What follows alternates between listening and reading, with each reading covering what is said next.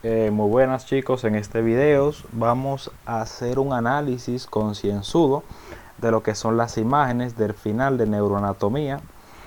Les deseo mucho éxito. Vamos a empezar el análisis. Miren, o sea, lo que tenemos que hacer es hacer un análisis de cada una de las estructuras que están en la imagen y de lo que ustedes crean que le puedan preguntar. O sea, si nosotros visualizamos bien, aquí tenemos una imagen de la parte del plexo cervical. Recuerden que hablamos que el plexo cervical se forma de las raíces anteriores que vienen desde C1 a C4 y que estas raíces van a formar las llamadas asas, el asa 3 asas diferentes, el asa del atlas, el asa del axis y la tercera asa. De ahí van a salir ramos que se van a dividir en ramos que son profundos, como aquí se visualizan, que, o sea, para uno poder visualizarlo debe de eliminar la mayor parte de músculos del cuello, como son este que está acá, que es el esternocleidomastoideo, o sea, el platisma y ciertos músculos prevertebrales, o sea, para poder visualizar la parte profunda del plexo cervical. Y tenemos una parte que, como se ve aquí claramente, es una parte superficial, o sea, que corresponde a ramos sensitivos. O sea, tenemos ramos que son superficiales y a la vez sensitivos, como son estos, y tenemos ramos que son profundos y a la vez motores. Bien, estamos claros en esa parte. O sea, vamos a empezar analizando a los ramos que son sensitivos. O sea, si ustedes se fijan, nosotros tenemos acá en esta primera imagen un nervio que es el llamado nervio transverso del cuello.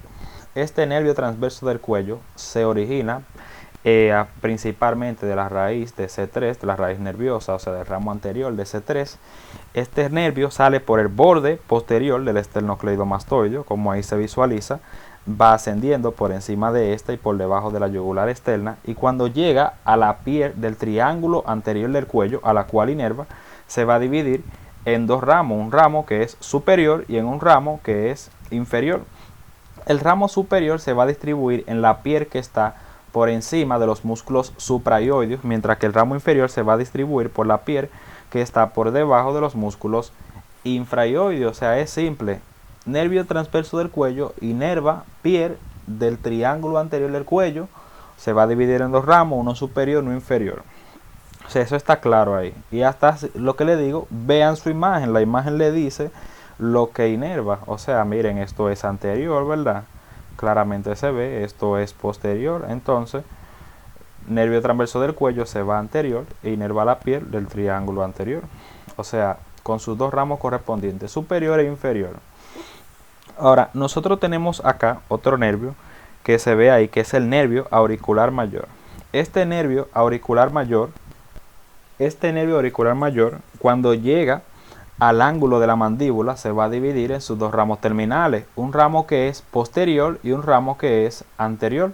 O sea, el ramo posterior se va a distribuir por la piel que está por detrás de la oreja, o sea, la cara craneal de la oreja y una parte de la apófisis mastoide.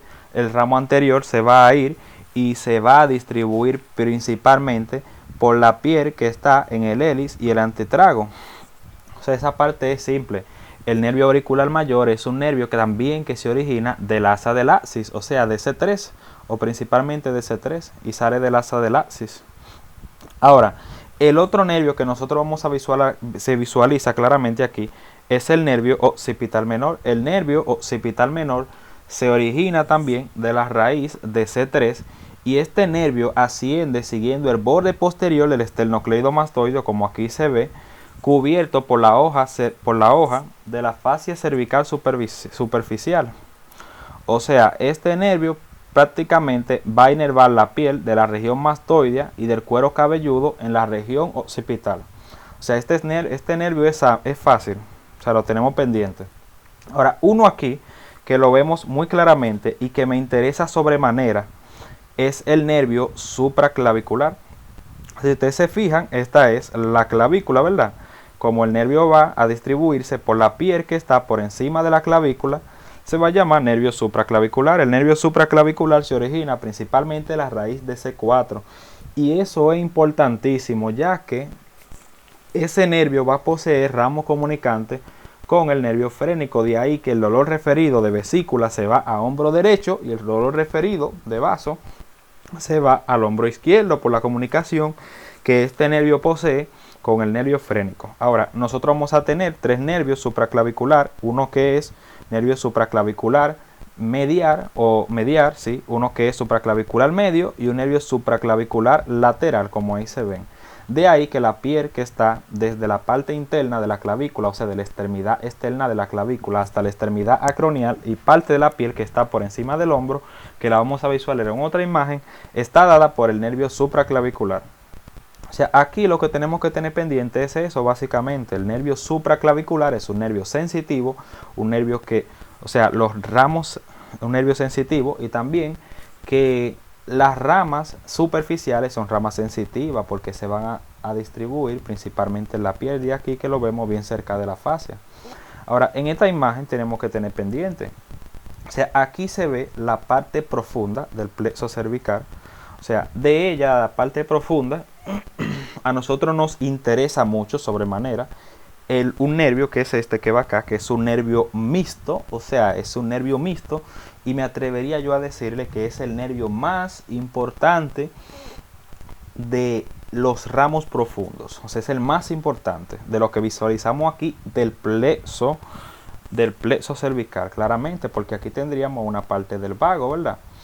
Pero que también es muy importante, pero como en este caso estamos analizando el plexo cervical, ese es el más importante de ese plexo. Aquí también se visualiza parte de los troncos del plexo braquial y algunas otras ramas más. Estas son ramas, o sea, son ramas provenientes del plexo cervical.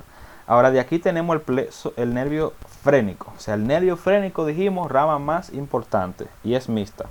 Ahora, este nervio se forma de las raíces provenientes de C3, C4, C5, con una contribución aproximadamente de un 75% de la fibra de C4, lo que quiere decir que el nervio C4 es el que contribuye principalmente a formar el frénico. Y aquí vemos que el frénico tiene un recorrido un poco diverso. O sea, el frénico tiene varias partes, tiene una porción que está en el cuello, una porción que está en el tórax y hay hasta una pequeña porción de él que está en el abdomen. O sea, es un nervio que tiene mucha distribución, da tanta sensitiva como motora. Pero de aquí vamos, o sea, la parte motora del frénico, o sea, la parte motora es bien fácil. La parte motora del frénico es para el músculo diafragma. De ahí que el diafragma, que es el principal músculo de la inspiración, es inervado por el frénico. De ahí que si lesionamos el frénico, vamos a tener una parálisis diafragmática isilateral. O sea, recuerden la vez pasada cuando estábamos explicando el dibujo de la cúpula, esa es una cúpula, esa es otra cúpula. Si yo lesionaba, ejemplo, el nervio frénico de este lado, la cúpula diafragmática, cuando el paciente inspiraba, se quedaba arriba, o sea, se quedaba paralizada. O sea, una parálisis isilateral en la cúpula diafragmática. Mientras que el otro nervio está funcionando, el paciente respira normal de esa cúpula, ¿verdad? O sea, eso es lo que se visualizaría en una radiografía. Ahora, ¿qué otra cosa es importante?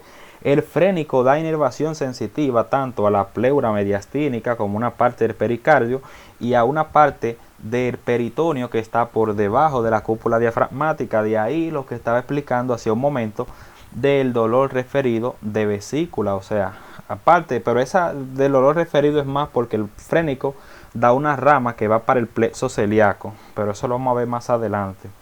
Pero que tengan eso pendiente: dolor referido de vesícula, nervio frénico que se comunica con el supraclavicular. Entonces el dolor se va referido al hombro.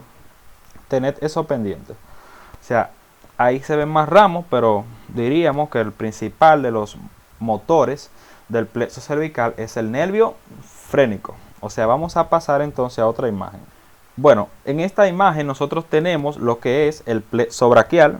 O sea, ya sabemos que el plexo braquial se forma por la contribución de la raíz de C5, C6, C7, C8 y T1. De ahí que sabemos que el plexo tiene, o sea, C5 se une a la raíz de C6 y forma el tronco superior. C7 sigue solo y sigue como tronco medio. C8 y T1 forman el tronco inferior. Ahora vamos a detenernos un poco aquí en los troncos. O sea, mencionamos en clase que los troncos son muy importantes debido a que si uno tiene una lesión de uno de esos troncos, el paciente va a presentar graves manifestaciones clínicas en el miembro superior. O sea, ejemplo, vamos a empezar hablando de la lesión del tronco superior. O sea, el tronco superior, la lesión o la parálisis braquial superior, también conocida como lesión de Duchenne, consiste en una manifestación clínica en la cual el paciente va a tener el brazo aducido, rotado medialmente, en la cual el brazo adopta una postura que es conocida como el signo de propina de camarero. Recuerden que el paciente que tiene lesión del tronco superior va a tener reflejo de Monroe, negativo. Eso lo explicamos en clase. O sea, una forma de diferenciarla de la parálisis braquial inferior. O sea, lesión del tronco superior, parálisis braquial superior o lesión de Duchenne. Los músculos que se van a afectar en esta parálisis van a ser principalmente deltoide, supraespinoso, infraespinoso, el bíceps particularmente también, entre otros músculos. O sea, recuerden, esta es muy importante. Otra lesión acá, y que esta lesión del tronco superior se ve principalmente en niños, o sea, la parálisis de los tetra también le dicen, por lo que ocurre muy frecuentemente por una iatrogenia del médico cuando va sacando el niño por el canal de parto. Eso es lo más relevante en relación a esto. Aquí tenemos la parálisis braquial inferior, también conocida como la lesión de Dejerine-Klunkett. Ahora, tronco inferior se forma por la raíz de C8 y T1. O sea, fíjense cómo el tronco inferior se relaciona con la primera costilla. De ahí que un grave traumatismo que afecte a la primera costilla podrá lesionar al tronco inferior. Afortunadamente, como la primera costilla es la que menos se fractura debido a su oblicuidad, ya que está en una parte muy difícil de ser lesionada, nosotros no tenemos muchas fracturas, muchas lesiones de este tronco desde el punto de vista clínico.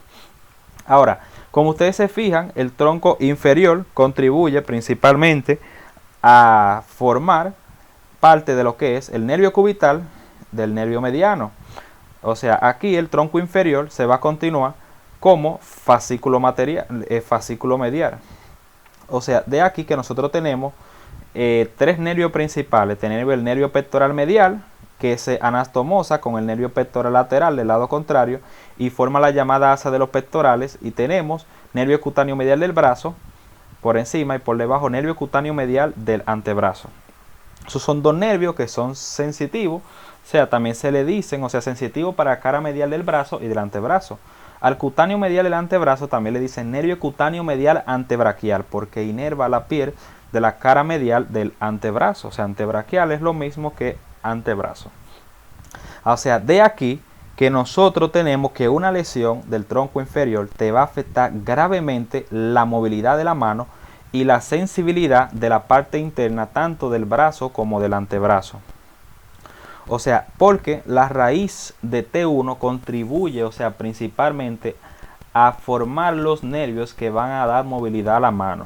De ahí que una lesión del tronco inferior se manifiesta como la llamada mano en garra total. O sea, el paciente tendrá incapacidad para flexionar los músculos de la mano, o sea, los dedos en la mano. O sea, no podrán flexionar los dedos. De ahí tendremos mano en garra total. Afortunadamente esta lesión es menos frecuente, pero cuando ocurre principalmente en pacientes que trabajando en grandes alturas, como en Estados Unidos, los andamistas, también una persona que esté en un árbol y se vaya a caer, que se someta a una tracción excesiva, el tronco inferior, debido a que esa persona se caiga y todo el peso del tronco quede sostenido sobre una sola extremidad, las fibras de ese tronco serán gravemente lesionadas. Aunque también esa lesión puede ocurrir durante el parto. De ahí que cuando ocurre la lesión del tronco inferior, esta va asociada en ocasiones a un síndrome de Horner debido a que la raíz de T1 tiene una comunicación con la fibra simpática de T1. Y de aquí también importante que la lesión del tronco superior va asociada a una lesión del nervio frénico. De ahí que muchas veces cuando el niño nace, la primera manifestación clínica más que se percatan los médicos, más que una lesión motora, es un síndrome de distrés respiratorio. Ahora vamos a pasar a los fascículos. Aquí tenemos fascículo lateral, fascículo medial y, fascículo lateral, fascículo posterior y fascículo medial. Ok. Ahora, el fascículo medial sabemos que se continúa como nervio cubital y que él da una rama que contribuye a formar el mediano, que es la raíz lateral del nervio mediano. Perdón, la raíz medial, oh Dios. La raíz medial del nervio mediano. Mientras que del fascículo lateral da la raíz lateral del nervio mediano. El fascículo lateral, recuerden, se continúa como nervio músculo cutáneo, mientras que el fascículo posterior se va a dividir en su mayor rama, la más gruesa, que es el nervio, nervio radial, y la raíz más finita, que es esta, que es el nervio axilar. Ahora, ¿qué hay que tener pendiente? Importantísimo conocer la lesión de las 5 ramas terminales. O sea, acá tenemos el cubital, lesión del nervio cubital, da mano en garra parcial, porque se van a ver gravemente afectados, o sea, los músculos en el antebrazo, flexor cubital del carpo y parte profunda del flexor, parte medial del flexor profundo de los dedos. En la mano se van a ver afectados todos los músculos hipotenares, los lumbricales 4, 3 y 4, y los interocios dorsales y palmares. De ahí que viene una grave manifestación conocida como mano en garra parcial. Importante esta lesión. Ahora, aquí tenemos, chicos, el nervio mediano. Ustedes saben que la lesión del mediano, o sea, el mediano se puede lesionar a varios niveles, ya sea en la fosa de codo, como el síndrome del pronador redondo, por una compresión de dicho músculo, en el túnel del carpo, de ahí el síndrome del túnel del carpo, por una lesión en la mano, en la muñeca. O sea, es un nervio que se flexiona, o sea, fácilmente lesionable. O sea, de aquí que su manifestación clínica principal es conocida como la mano del predicador o la mano del partero. Olvidé mencionarle que el nervio cubital hay que conocer que se lesiona principalmente en 4 lugares. Número 1, habíamos dicho el epicóndilo medial, también conocido como por el surco epitróclea o lecraniano. O sea, también se lesiona en el túnel cubital formado por el flexor cubital del carpo, en el túnel del carpo, que hablamos mucho, si ustedes recuerdan, en qué perfil epidemiológico que era más frecuente, el túnel del carpo, o sea, el síndrome del túnel del cubital, perdón, en el canal cubital o de Gullón, o sea, hablamos de ese síndrome, y por fractura del gancho del ganchoso. Ahora, ya hemos dicho, mano en garra, parcial, mano del predicador o del partero. Ahora, hay que hablar de la lesión del músculo cutáneo.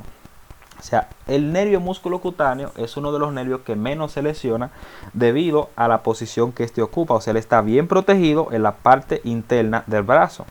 Por lo tanto, eso hace que sea muy difícil lesionar a dicho nervio. Deben de tener eso pendiente. O sea, de ahí que es tan poco frecuente la lesión de este nervio. Ahora, cuando se lesiona, el paciente va a tener debilidad para realizar lo que es la supinación del antebrazo y al mismo tiempo la flexión de este, porque el músculo cutáneo habíamos dicho que en el brazo inerva todo lo que son los músculos anteriores, como son el bíceps, el braquial y el coracobraquial, y hacia el antebrazo se continúa como nervio cutáneo lateral del antebrazo o cutáneo antebraquial. Tengan eso pendiente. Acá tenemos el radial, que se relaciona mucho con el cuerpo del húmero, donde es un lugar que puede ser susceptible de lesionarse. Si una fractura del cuerpo del húmero te lo puede lesionar. Aquí tenemos también el radial, se puede lesionar por delante del epicóndilo lateral, donde él se inserta, y por la compresión de la fibra del músculo supinador al cual él perfora. O sea, este inervio, cabe destacar que inerva todos los músculos que son extensores del antebrazo y del brazo. Por lo tanto, lesiones en este te dan grave manifestación clínica de la extensión. O sea, una lesión de él te puede dar la mano en gota o mano péndula, mano caída, cuando ocurre esa lesión en el brazo. Y si se lesiona a un nivel más alto, o sea, aquí en el fascículo, te puede dar una lesión más grave conocida como la mano de cisne. Deben de tener eso muy pendiente. O sea, una lesión alta te da una manifestación clínica, mientras que una lesión baja te da otra. O sea, una lesión alta es más agresiva porque te va a afectar los músculos del tríceps y a todo lo posterior del antebrazo. O sea, este nervio que está acá, que es el nervio axilar, se relaciona muy estrechamente con lo que es el cuello quirúrgico del húmero, o sea, le da la vuelta, de ahí que antiguamente era conocido como nervio circunflejo. O sea, una lesión del cuello quirúrgico del húmero te puede lesionar el axilar. El axilar inerva músculos como son dos solamente, deltoides y el redondo menor, y aparte de el axilar, inerva la piel de la parte lateral alta del brazo, o sea, la parte de la piel que está alrededor del músculo deltoides. Mira, me faltaría este acá. Nosotros tenemos el nervio torácico largo que se forma de la raíz de C7, de C5, C6 y C7. Mírenlo aquí. Ese nervio, ustedes saben que él inerva el músculo serrato mayor y que una lesión de este da la llamada manifestación clínica que se llama escápula alada. La escápula alada consiste en que el borde medial de la escápula protruye. El paciente va a tener principalmente incapacidad para realizar la abducción, ya que ustedes saben que para que ocurra la abducción se necesita mucho la rotación externa de la escápula, y quien hace este movimiento de rotación externa es el músculo serrato anterior, y como el serrato anterior es inervado por el torácico largo, se debilita mucho ese movimiento. Eso es importantísimo. Recuerden también que hablamos de que existía una escápula alada dinámica y una adinámica. Por ahora simplemente aprendan la escápula, o sea, de la lesión del torácico largo, que es la escápula alada dinámica, la que se visualiza en movimiento. La dinámica es por otro nervio. En relación al plexo braquial, me parece que eso es lo más relevante. Vamos a pasar a otra imagen. Bueno, en esta imagen nosotros visualizamos la piel del miembro superior, o sea, el territorio cutáneo de cada nervio. O sea, recuerden, aquí por ejemplo tenemos la clavícula, por lo tal los nervios que mencionamos ahorita que recogen la piel de esa región son los nervios supraclaviculares. ¿Verdad? Estamos claros. O sea, ya acá nosotros tenemos el brazo, donde la piel de la cara del anterior, el antebrazo, está dada, o sea, la inervación dada por ramas del nervio músculo cutáneo. De ahí que vienen los nervios cutáneos anteriores del brazo, que son ramas del músculo cutáneo. O sea, la parte interna, la parte interna del brazo, la inervación sensitiva proviene del nervio cutáneo medial del brazo, que era una rama del fascículo medial, que lo vimos en la imagen de arriba, ¿verdad? O sea, de lo que se visualiza en esta imagen tenemos, recuerden que el antebrazo tiene la piel, está dada, inervada por tres nervios principalmente. O sea, un nervio que es medial, que es el nervio cutáneo medial del antebrazo, o cutáneo medial antebraquial, que es una rama directa del fascículo medial. Tenemos el nervio cutáneo lateral del antebrazo, que mencionamos, que era una rama del músculo cutáneo, o sea, de la rama cutánea sensitiva del músculo cutáneo. Y por detrás tenemos el nervio cutáneo posterior del antebrazo, o cutáneo posterior antebraquial, que es una rama del radial. O sea, es simple, eso es una sencilla, ¿verdad? O sea, en la mano, el territorio cutáneo de la palma es simple realmente. Si nos vamos a su libro, es simple. O sea, de aquí que tenemos que solamente hay que tener pendiente que hay una pequeña región por aquí, o sea, que es la parte de la región tenal, esa pequeña parte, que esa inervación sensitiva de ahí está dada por el radial. O sea, principalmente, tengan eso pendiente. Esa parte está dada por el nervio radial. Para visualizar mejor, o sea, la inervación sensitiva de la mano, vamos a irnos a esta imagen. Miren, aquí en esta imagen se visualiza mejor lo que yo le estaba explicando. Esta es la parte sensitiva, o sea, correspondiente al nervio radial, que es la parte lateral de la región tenal y una pequeña parte de esta. Entonces, la mayor parte de la piel, de la parte de la mano, del primer dedo, o sea, el dedo del pulgar, segundo, tercero y la mitad del cuarto dedo, está dada esa inervación sensitiva por el nervio mediano. ¿Entienden? Nervio mediano. Ahora, la parte medial, o sea, en la palma, del meñique y del anular, o sea, la porción medial, está dada principalmente por el nervio cubital. O sea, eso es simple. Más claro de ahí, don canta un gallo. Aunque hacia la parte del dorso, nosotros vamos a tener una pequeña variación. O sea, la mayor parte de la piel del dorso está dada principalmente por el nervio radial y el cubital, y solamente una pequeña parte por el mediano. O sea, la parte de la falange proximal del pulgar, de la falange proximal del dedo índice y del dedo medio en su porción media está dada por el nervio radial, mientras que la parte del dorso de todo el meñique, la falange proximal del anular y la parte medial de la falange distal del anular, junto con la falange proximal en su porción medial del dedo medio y la mayor parte del dorso, está dada por ramos de lo que son el nervio cubital. Entonces de aquí que lo que queda está dado por el nervio mediano.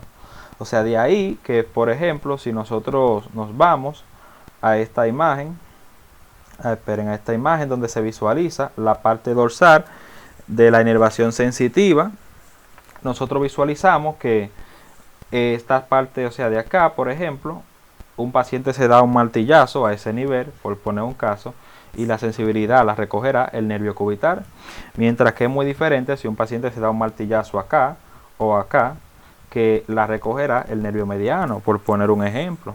¿Entienden? Aquí se visualiza lo que le estaba diciendo, la parte posterior del antebrazo, eso es nervio radial, la parte posterior del brazo, sensitivamente, nervio radial también.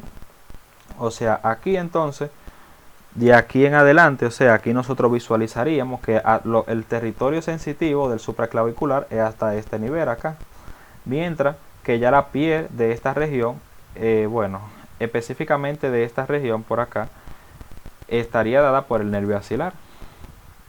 Ahora vamos a irnos a hacer un análisis de lo que es la parte de los nervios del plexo lumbar y del plexo sacro. O sea, recuerden que el plexo lumbar y el plexo sacro, y el sacro tienen comunicaciones. Ahora vamos a empezar con la parte del lumbar.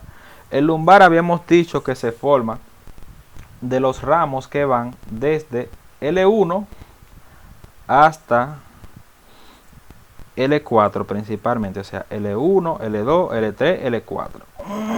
De aquí que este nervio que sale de acá, que es el nervio L1, que en el 50% de los casos recibe una contribución de T12, o sea, no se confundan, esta es la rama de T12 y esta es la de L1. Recuerden que el nervio L1 se dividía en ilio hipogástrico y en el nervio ilio inguinal. Ahora de ahí que el ilio hipogástrico se iba a dividir, a dirigir a la piel que está en la región del hipogástrico, como su nombre lo dice. El ilio inguinal se iba a inervar principalmente la piel del escroto, su porción anterior, y los labios mayores en porción anterior. Recuerden que estos nervios se relacionan acá en su origen con el riñón, o sea, el riñón estaría más o menos a este nivel, o sea, por lo tal, los nervios estarían por detrás del riñón, ¿verdad? Ahora, acá, ¿qué otra cosa podemos visualizar? Recuerden, de L1 y con una contribución de L2 se va a formar este nervio que está acá, que es el nervio genitofemoral, que tiene una rama femoral y una rama genital. La rama femoral se va a distribuir a la piel que está por encima del triángulo femoral, mientras que la rama genital se va a distribuir en el músculo cremaster, como habíamos dicho. O sea, de ahí la importancia para poder entender lo del reflejo cremastérico. O sea que habíamos mencionado, que es que el testículo se eleva ante lo que es que el testículo se aumenta ante una disminución de la temperatura para acercarse al cuerpo y mantenerse más calentito para que no se altere la espermiogénesis. O sea, otro nervio que tenemos acá era que que se forma de la rama de L2, de una rama de L2 y una ramita de L3, que se llama nervio cutáneo femoral lateral. Miren cómo el nervio cutáneo femoral lateral pasa por debajo de la espina ilíaca anterosuperior, que es esta. O sea, y esta es la superior, la anterosuperior y la anteroinferior, y ahí por debajo del ligamento queda una escotadura, que era la escotadura innominada. De ahí que el nervio cutáneo femoral lateral se relaciona con la escotadura innominada, y habíamos hablado que era un lugar donde es posible ser comprimido. Y ahí viene la llamada meralgia parestésica de Roche o de Benhart, como habíamos mencionado. O sea, importante de eso, que la meralgia parestésica de Roche, el paciente va a tener alteración en la parte cutánea del nervio. ¿Y cuál es la parte cutánea? O sea, el nervio cutáneo femoral lateral o femorocutáneo, como su nombre lo dice, inerva la piel de la parte lateral alta del muslo. O sea, está simple eso. Ahora, de aquí nosotros tenemos que visualizar este nervio que se ve aquí, que es el nervio femoral. Habíamos dicho que el femoral se formaba por una contribución de L2, L3 y L4. O sea, esas tres raíces nerviosas, o sea, de las divisiones posteriores de estas raíces salía el nervio femoral. Como Pedro no había mencionado, el nervio femoral se forma de las raíces posteriores, pero realmente se dirige al compartimiento anterior, donde él va a inervar a los músculos como son el cuádriceps femoral, el sartorio. O sea, recuerden que el cuádriceps femoral tiene 4 porciones, o sea que se forma del recto femoral, vasto lateral, intermedio y medial. O sea, está simple. De ahí que como el nervio se relaciona con el nervio femoral, con la región femoral, la región inguinal, o sea, cuando él se va a introducir el triángulo femoral, durante una reparación de una hernia inguinal indirecta, o sea, de una reparación de una hernia inguinal, él puede ser lesionado. Pero esa es la reparación como tal, tener eso pendiente. Ahora, ¿qué pasa?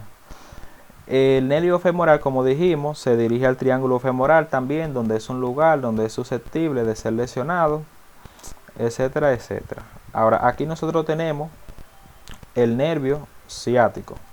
O sea, recuerden que el ciático es un nervio que es el nervio más importante, por así decirlo, del miembro inferior, debido a que él inerva los músculos del compartimiento posterior del muslo, todos los músculos de la pierna y del pie. O sea, una lesión en este nervio produce graves alteraciones en el movimiento de la extremidad inferior. Ahora, para continuar, vamos a pasar a hablar del obturador. Recuerden, ese nerviecito que se ve acá es el obturador. El obturador se va a formar de los ramos anteriores de L2, L3, L4. Y en un 10% de los casos nosotros tenemos este nerviecito que está acá, que es el nervio obturador accesorio, que cuando él se encarga principalmente de inervar al músculo pectíneo, pasando por la laguna vascular en el triángulo femoral, y este suele tener anastomosis, o sea, con el nervio obturador cuando está. Mientras tanto, que el más importante sería el obturador. El obturador, como se ve acá, dijimos, se forma a raíz anterior, L2, L3, L4. El nervio obturador inerva los músculos del compartimiento medial y la piel de este compartimiento también. Estos músculos principalmente son músculos que realizan aducción. Este nervio se puede lesionar durante el procedimiento acá en la pelvis, que tener cuidado porque también el nervio obturador le pasa por debajo a la fosa ovárica, o sea al ovario, y es un lugar cuando hay proceso inflamatorio del ovario donde él puede ser comprimido. Bueno, vamos a pasar a la próxima imagen. Bueno, en esta imagen nosotros tenemos este nervio que está aquí, que es el llamado nervio ciático. Recuerden que el nervio ciático pasa por agujero ciático mayor, por debajo del músculo piriforme.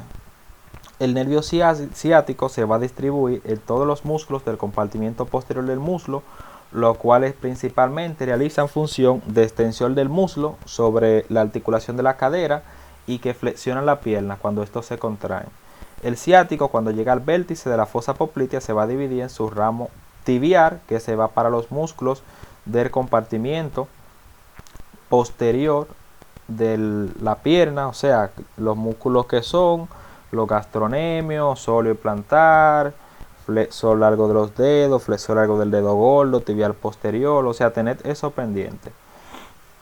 Y que este nervio es un nervio que se lesiona con muy poca frecuencia debido a su profundidad, pero cuando se lesiona debido a una herida de arma o a un aneurisma de la arteria poplitea, por poner un caso, se va a ver gravemente afectada los músculos de la parte inferior del miembro inferior, dando al paciente la manifestación clínica de lo que es un pie que se mantiene en flexión dorsal, que es el llamado pie talo, y que el pie se desvía hacia la parte externa, o sea la planta mira la parte externa o sea, lateral, lo que es una desviación valga, o sea, un pie talo, pie valgo, tiene el paciente. Mientras que acá tenemos el peroneo común, que es el nervio que más se lesiona del miembro inferior, que se envuelve alrededor del cuello del peroné y va a dar sus dos ramas terminales, que son el nervio peroneo superficial y el nervio peroneo profundo. De ahí que si se lesiona los músculos del compartimiento lateral, que son peroneo largo y peroneo corto, y los músculos del compartimiento anterior, que son tibial anterior, tibial posterior, perdón, tibial anterior, extensor largo de los dedos, extensor largo del dedo gordo y el tercer peroneo, se van a ver afectados. O sea, de ahí que esos músculos anteriores hacen flexión dorsal y los laterales evierten. O sea, una lesión del peroneo común te va a dejar el pie en una posición de flexión plantar, o sea, como si ustedes estuvieran de puntita, que eso es lo que se conoce como un pie caído, pero su texto le habla de que es un pie equino, y como el pie se mantiene en una invertido, o sea, con la planta de los pies mirando hacia la línea media, se conoce como un pie varo también, o sea, un pie equino varo. Aparte de, se debilitan los arcos plantares por la lesión. Bueno, no, pie equino varo solamente. Sorry, lo de la debilitación del arco plantar aquí en la lesión del tibial. Bueno, tener pendiente que este es el nervio que más se lesiona del miembro inferior, el peroneo común. Ahora, en esta imagen se visualiza claramente algunos plexos. O sea, acá tenemos que aquí viene la parte del simpático y parasimpático. O sea, aquí tenemos el plexo celíaco, porque son una serie de nervios y ganglios que se anastomosan alrededor del tronco celíaco. Abajo tenemos el plexo mesentérico superior y el plexo mesentérico inferior. Otro plexo importante que se visualiza aquí es el plexo hipogástrico, que tiene una parte superior, y otra parte que es el plexo hipogástrico inferior. Ahora, ¿qué hay que saber aquí? Tenemos que saber lo que hace la fibra simpática en parasimpática.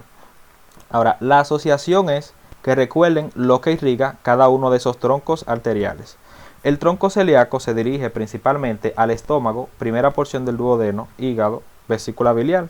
Por lo tal, la fibra simpática y parasimpática que se localizan aquí actuarán allá.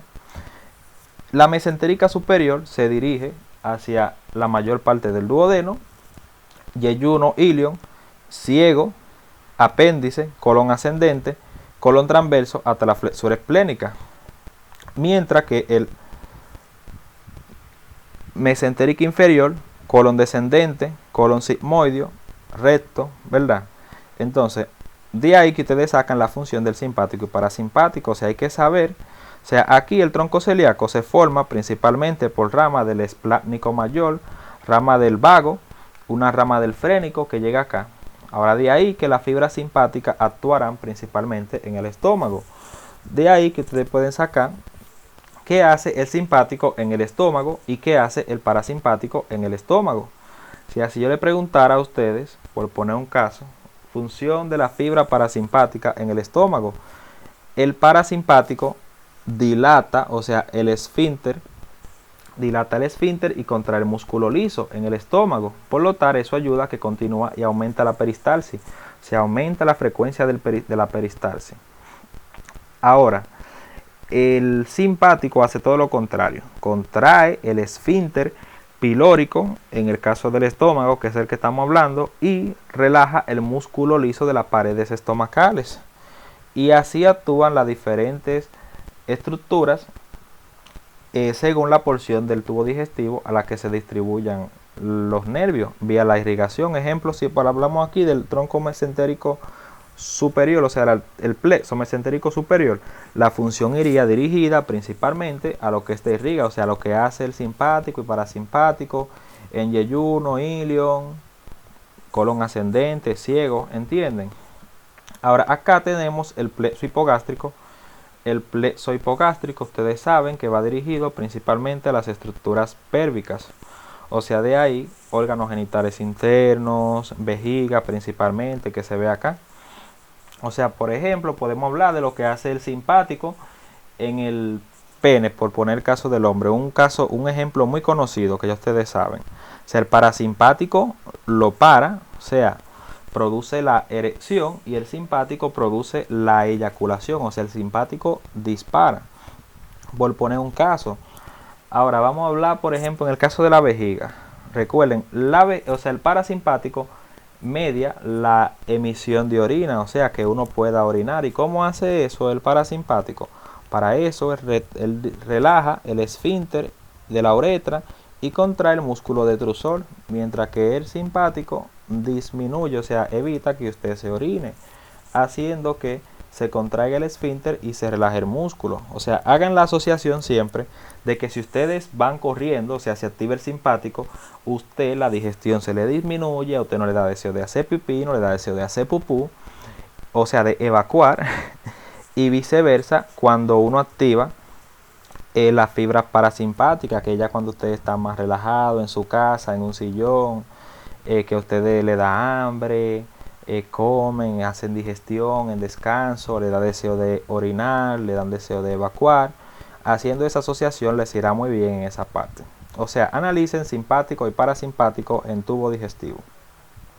Acá la imagen que va del segundo parcial es la imagen de corteza. Recuerden, siempre mencionamos, o sea, aquí tenemos el surco central, tenemos surco postcentral y el precentral. Aquí tenemos la circunvolución precentral, área motora primaria, postcentral 312 sensitiva, somatosensorial primaria. Aquí recuerden, tenemos el área 44 y 45, el área de Broca. Recuerden, es el área que uno utiliza para articular las palabras, o sea, para uno poder expresarse. Mientras que el área 22 tenemos el área de la interpretación del lenguaje, el área sensitiva del lenguaje o de Wernicke. Aquí tenemos el córtex prefrontal, área 9, 10, 11, 12, para la personalidad. Recuerden que es muy importante. Tenemos acá en la circunvolución frontal media, el área 8, campo ocular frontal voluntario. O sea, no más de ahí, simplemente que ustedes recuerden eso. Ahora, en la imagen del primer parcial, ustedes saben que no se pueden quedar pares craneales. O sea, acá tenemos oculomotor, tenemos troclear, trigémino, ya eso ustedes se lo saben, 6, 7, 8, 9, 10, 11, 12. O sea, conocer todo de ello, la función, etcétera, etcétera. Por poner un caso, recuerden que tenemos nervios craneales que son oculomotores, que mueven el ojo, como son el 3, el 4 y el 6. O sea, van a ser nervios que van a dirigirse para los músculos oculares, dan movimiento en los ojos. Tenemos los nervios que son faciales, facial en el sentido que se van para la cara. Tenemos el caso del trigémino, que es el nervio sensitivo de la cara, ¿verdad? Y motor de un músculo de grupo que se llama masticatorio. Y tenemos entonces el facial, que es el nervio motor de la cara, o sea, de los músculos de la expresión facial y de otros músculos. ¿Entienden? Podemos agrupar los pares craneales por grupo y aprender la función. Simplemente dense una repasadita de sus pares craneales y sé que les irá bien. Mucho éxito en su examen. Les deseo todo el éxito del mundo. Cualquier pregunta por el grupo, ya saben. Chao.